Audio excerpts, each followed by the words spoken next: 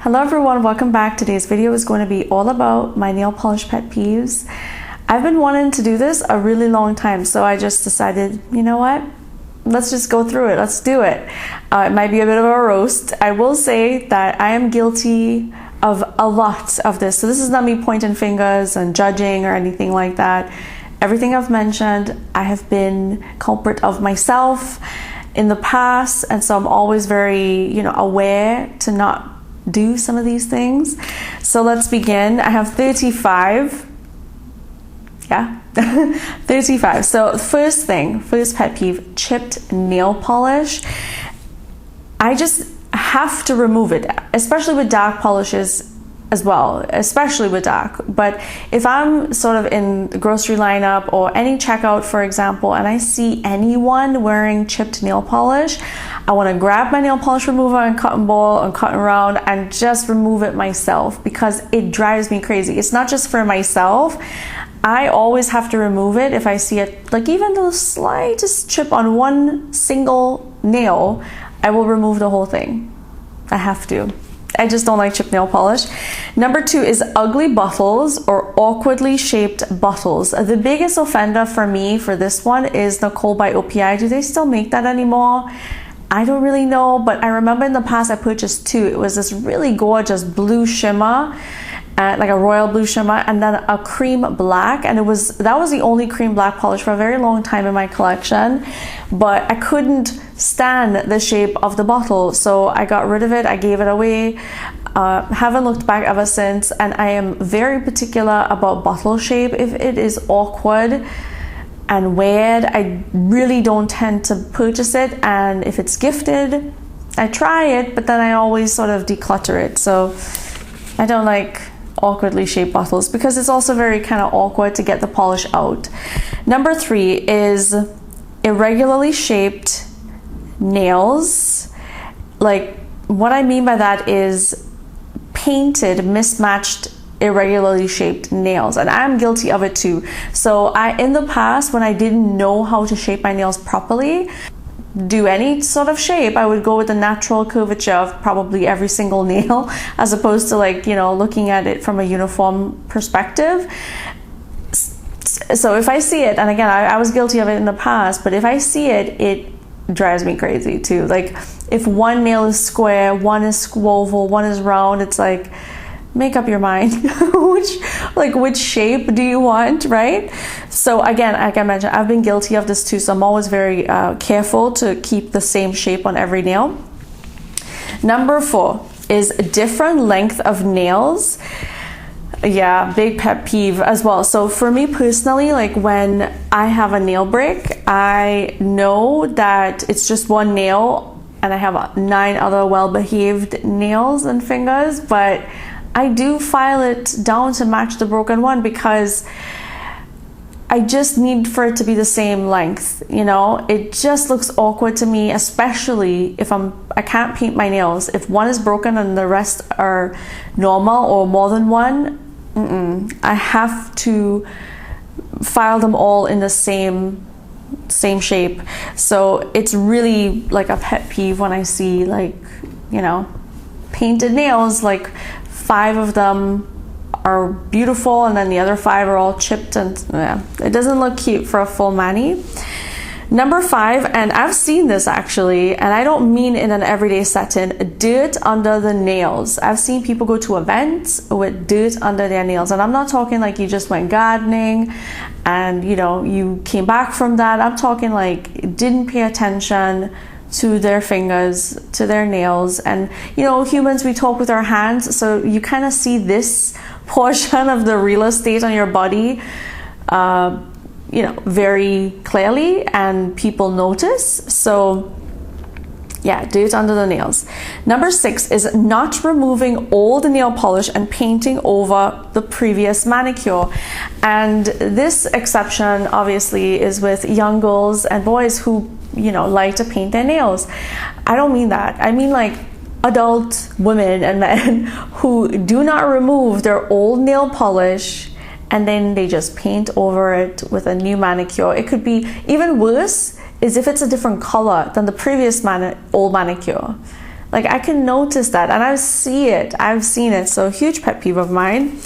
Number 7 is removing micro glitter nail polish. I do not like micro glitter nail polish at all because of the removal, and I know that there's a specific way to do it. You can put your cotton ball, soak it into acetone, put the foil and all that. Too much work, always gets everywhere. Still need to sort of like wash my hands several times. That glitter ends up in my hair, on my face, in my makeup. It goes everywhere. It just takes so much effort to remove it. So I don't like, it's a big pet peeve when I see like, you know, micro glitter. And Zoya's pixie dust is the exception to the rule, because it is very easy to remove the pixie dust. So that is the exception, and that's what I would consider micro glitter. Number 8, and this is a big one, a very big one, is high odor scented nail polishes.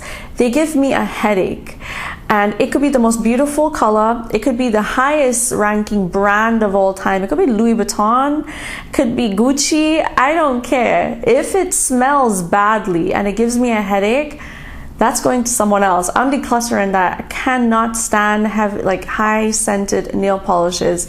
I know like cheaper nail brands do tend to get like a bad reputation for that, you know, like dollar store nail polishes and stuff, but it doesn't matter to me, the brand. If it smells high in scented, in odor, in chemical, in anything, it's going somewhere else. I'm not keeping it.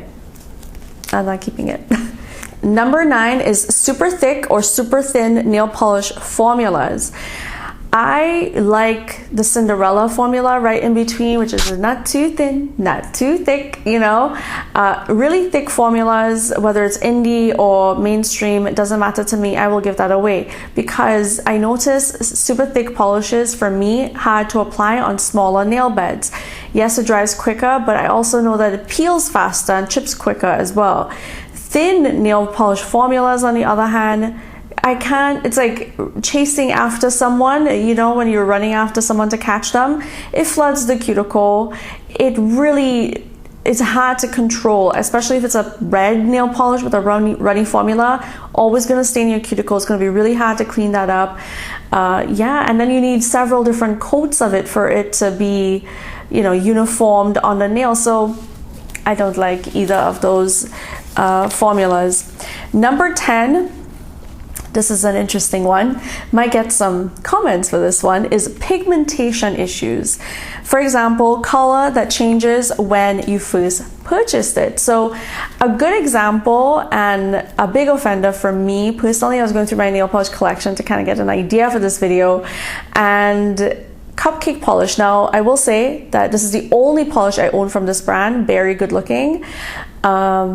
But it was a berry purple hollow when I purchased it. It is now a magenta pink. So, you know, you don't get what you pay for. I will say again, it's the only one I own from this brand. So I'm not going to knock the brand. I'm saying in general, I don't like when I purchase something initially and then, you know, it's something else in time to come. It makes me disheartened to wear it. I don't want to wear it when the pigment changes like that. So, and I don't know how much control there is. I don't make nail polishes, so I don't know the issues that go into pigmentation and the changes and all that, but I just know that I like what I pay for, and if it's not what I pay for and it's not the same color, then, you know, that's a pet peeve. Number 11 is glitter or flakies that just won't come out of the bottle onto the nail. So a good example would be anything that you see, for example, in the bottle. Let's go with flakies, because flakies can be a bit more of an offender. Also glitter too, obviously, because that is together in that pet peeve. But anytime you have to fish for it, and search and search and search with that paint, like that nail polish brush in the bottle for you to get just like a few dollops onto the nail, that is when I'm like, this was not worth purchasing, because you're getting very few flakies, very few glitters, and then it just looks like a pigmented cream base, which you could have just purchased a regular cream polish at the drugstore.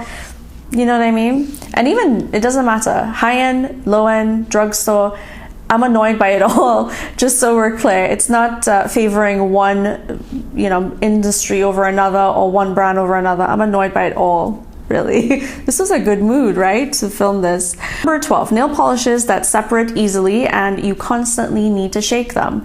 Glitter polishes are a big offender for this. I did have an indie brand that was huge for this, and I didn't own a lot from them.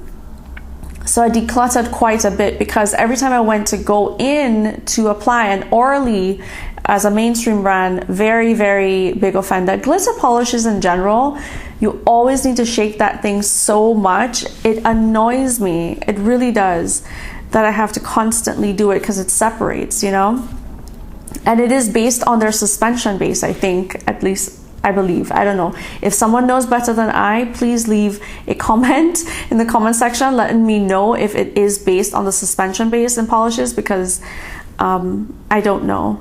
Number 13 is that it looks different in the bottle than onto the nail.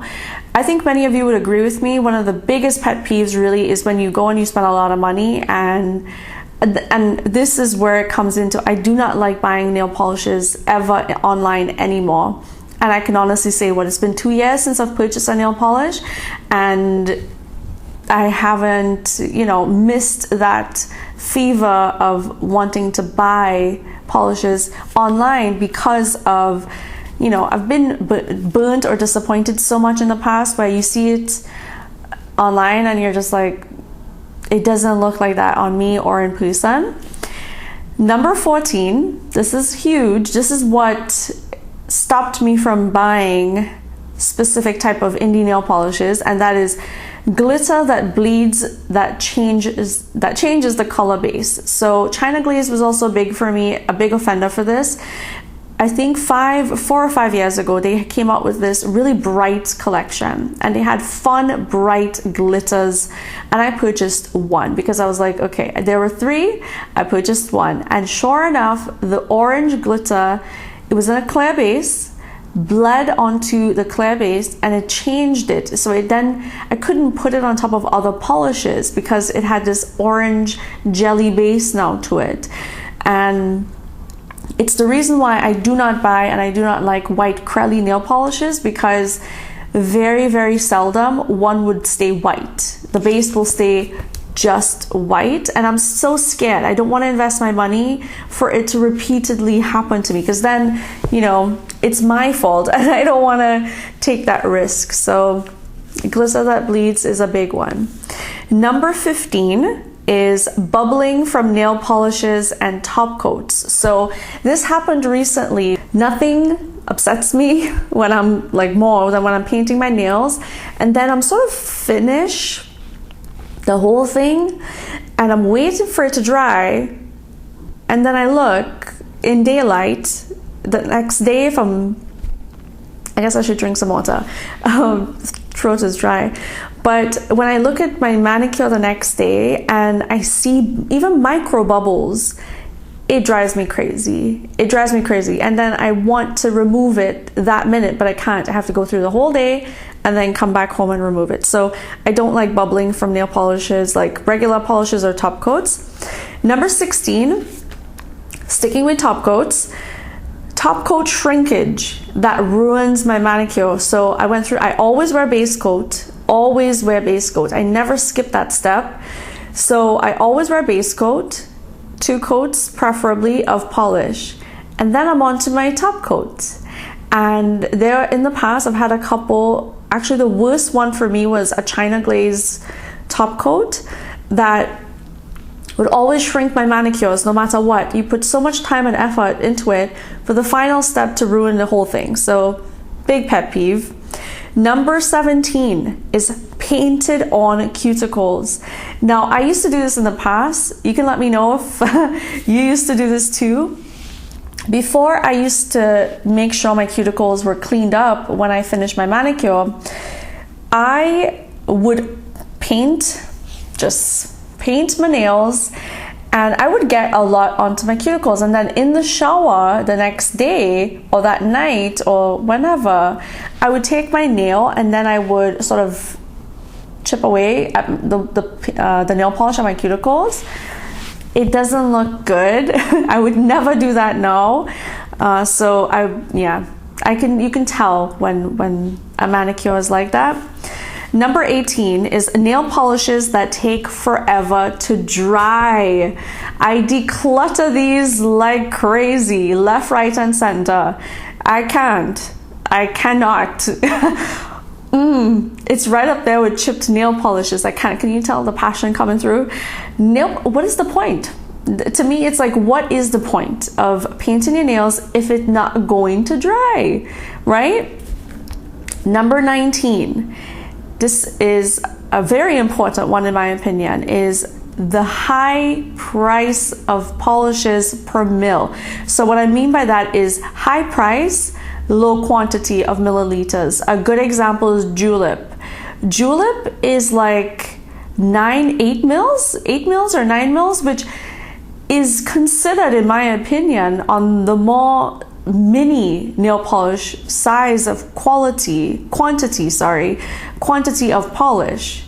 So yeah, I don't like when they charge you a lot but they give you a little bit of polish. So Julep is that high offender for me, in that they will charge you regular price for a full bottle, like as though it was a full bottle. And by the way, 13.5 to 15 mils of polish is the standard.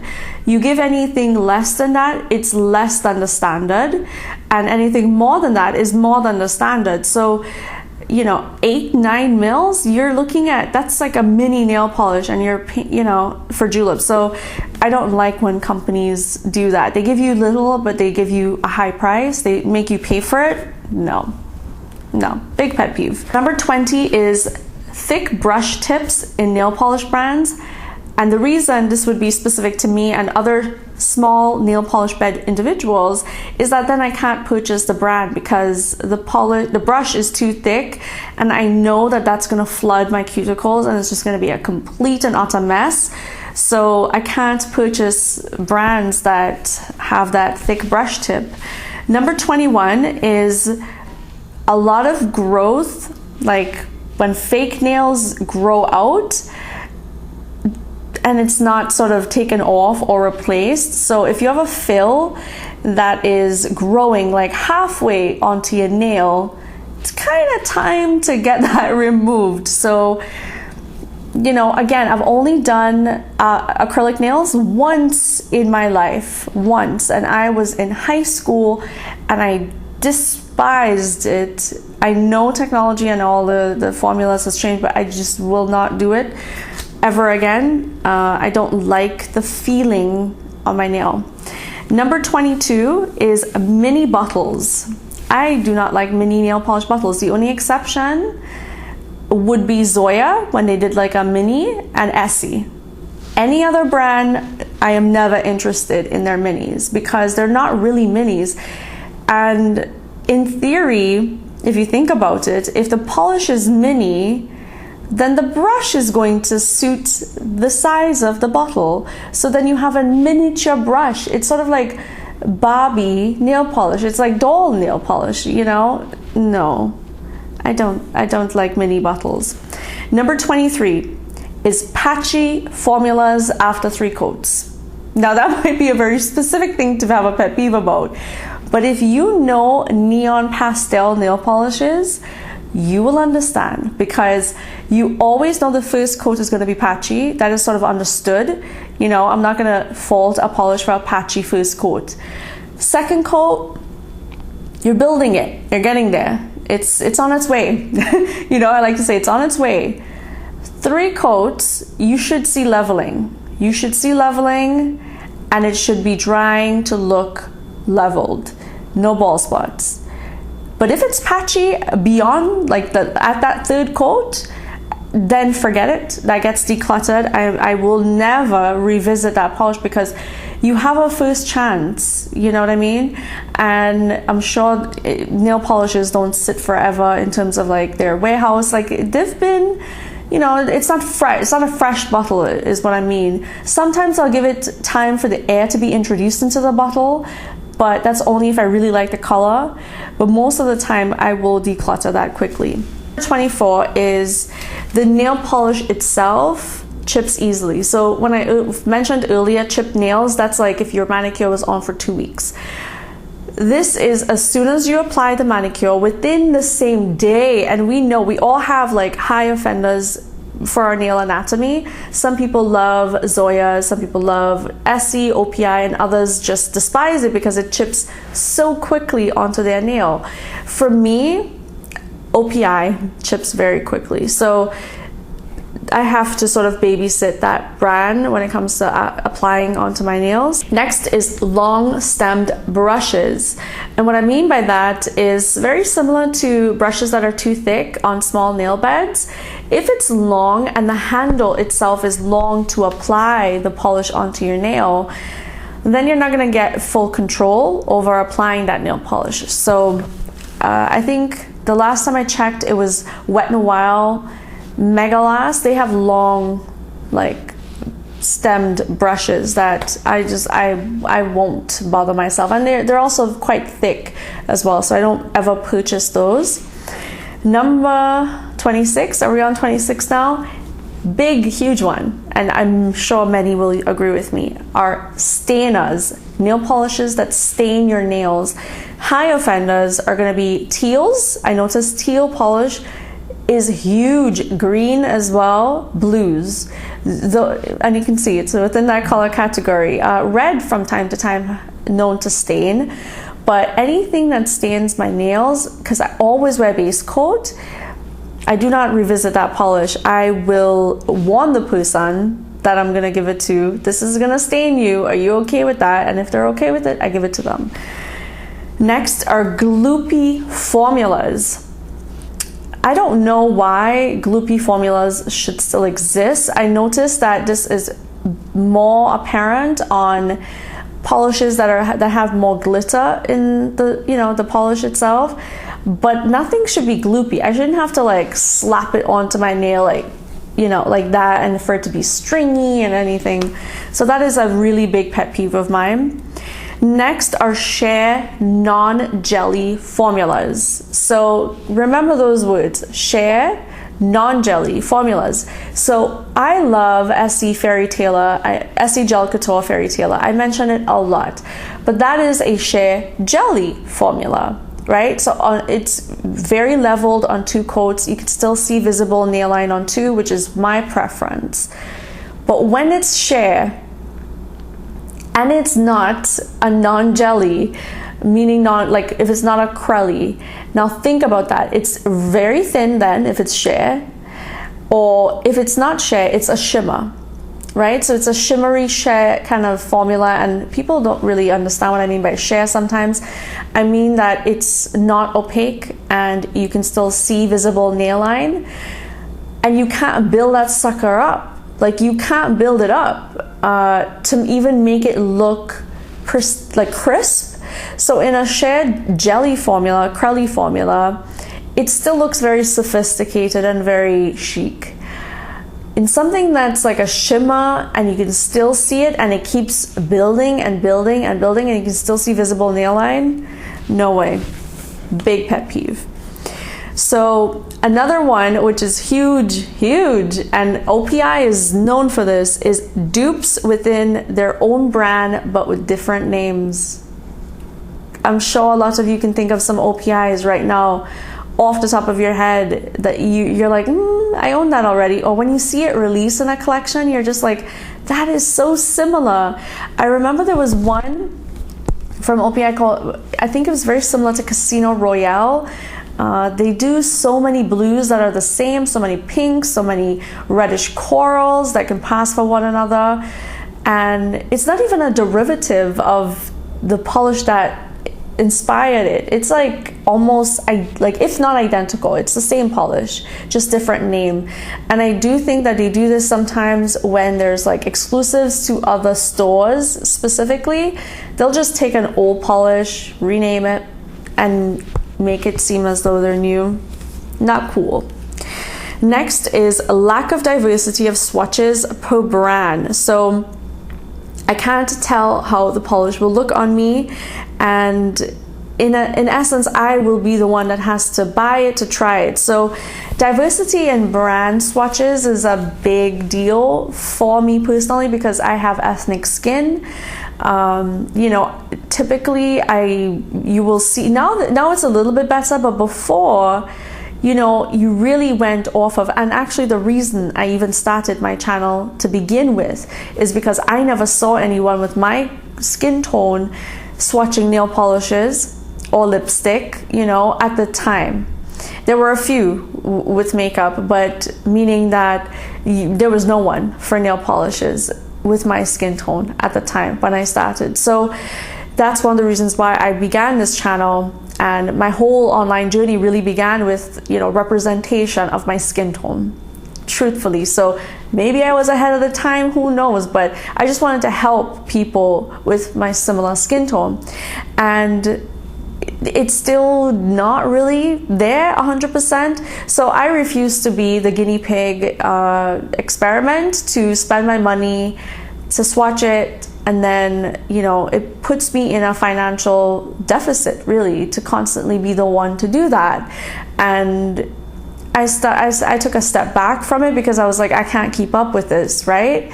To constantly do that. And anyone who does it now today, you have to be aware that if you're watching their videos because they help you with matching up with your skin tone and it's not sent in PR, that they're buying that themselves, right?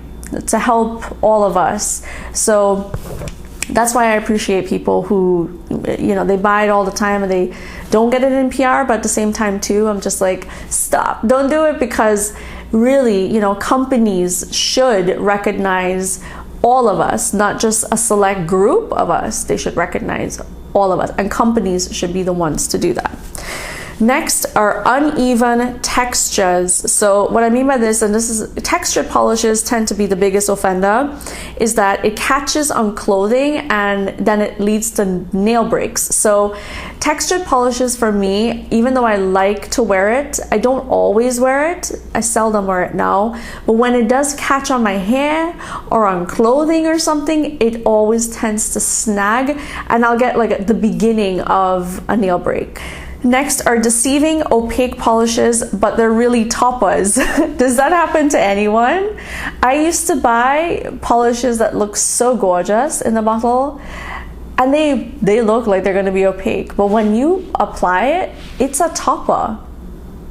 It's a topper. It looks great in the bottle, but it is a topper. So that is a huge pet peeve of mine, and I have decluttered a lot like that, especially polishes that are meant to be dark, but when you apply it, they're not like opaque, and you need like 3 to 4 coats. No, that's getting decluttered. Moving back to my pet peeve with brushes are wonky brushes. I don't understand the way wonky brushes are developed or why they are the way they are, but if I have to open a bottle of nail polish and that brush is taking a split on me, I am upset. And you know, like I mentioned, I have not purchased a polish in 2 years, and my rule of thumb is I always purchase in person now. Always. I have to see it, and I always go to the cash register and I tell the person I need to see the brush quality. So I'm not applying the nail polish onto my nail, but I want to see what the brush looks like, and they will allow me, because I mean, I'm not applying it, I'm just looking at the brush quality, the quality of the brush. If it's wonky, it goes right back on the shelf, and I have done that many times. So that has saved me money in the long run. From time to time in PR, I will, once or twice, I've gotten some wonky brushes and I just don't deal with it. I declutter it, to be honest. I will review it, but then I declutter it. And finally, and I'm sure I could talk more about other things because now I'm thinking of a few more pet peeves, but finally is nail polishes that are not 3-free. In today's day and age, I'm so surprised that not more polishes are, you know, vegan or 3-free or clean. in that respect, because you know there's so much technology and technological advancements. I think Zoya now is 10 free.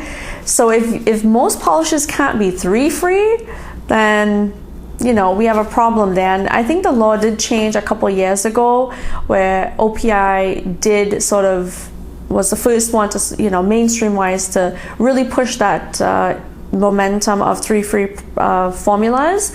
But not all 100% are 3 free by minimum. I think right now they should at least be 5 free minimum, in my opinion. You can kind of tell when something's not 3 free because it will have that, like I mentioned, really high scent and odor that kind of leads you and lends you to believe that, you know, maybe it's still full of chemicals. Thank you so much for watching. I hope you enjoyed this video. Let me know in the comment section below what you agreed with me. If there are more pet peeves of yours in the nail polish world, please let me know. I would love to read those.